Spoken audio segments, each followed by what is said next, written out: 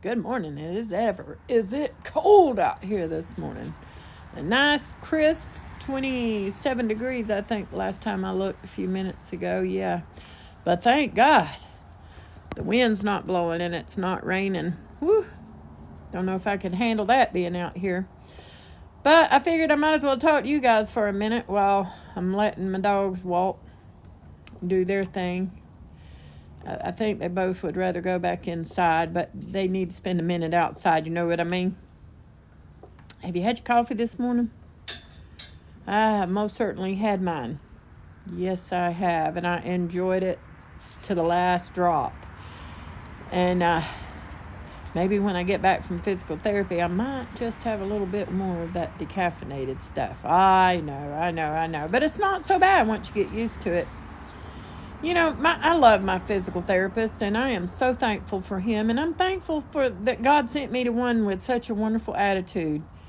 He is just so kind, and he really encouraged me not only physically but mentally as well. And that I appreciate more than you know. But you know what? We run across people every day who are just not so kind in this world. I mean, they may have reasons. They may just be having a bad day or whatever, but you know what? It makes a bad first impression, don't it?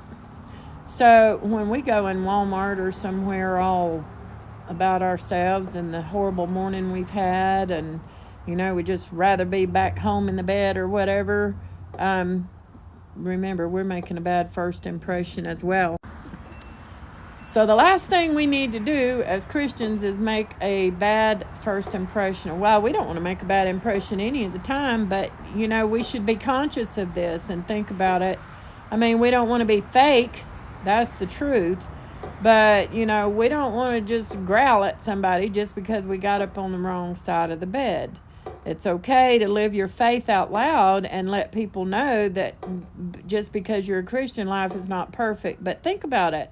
Be kind to somebody. Extend a hand, a helping hand. Extend a smile, an inviting smile. Extend an invitation somewhere to someone you're around all the time, and don't think they don't notice whenever you're having a to-do and they didn't get invited. You know, it's just good to be conscious of how we act and what we do, especially when we're representing Jesus Christ.